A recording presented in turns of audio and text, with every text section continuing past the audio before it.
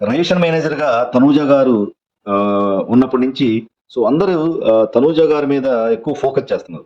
Social మీడియాలో కూడా తనూజ గారు నచ్చని వాళ్ళు గాని, వేరే వాళ్ళు గాని ఎందుకంత ప్రతి పాయింట్‌ని భూతద్దంతో చూస్తున్నారు.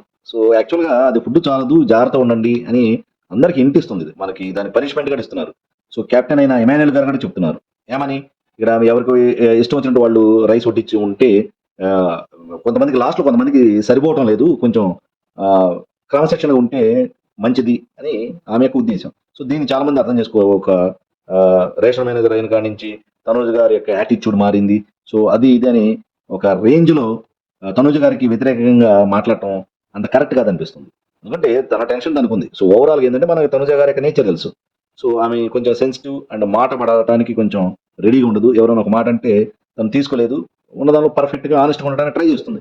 దీన్ని కొంతమంది నెగెటివ్‌గా క్రియేట్ చేసి ఏదో తనూజ గారు అది ఇది అని కొంచెం నెగటివిటీ క్రియేట్ చేసి స్ప్రెడ్ చేస్తున్నట్టు అనిపిస్తుంది.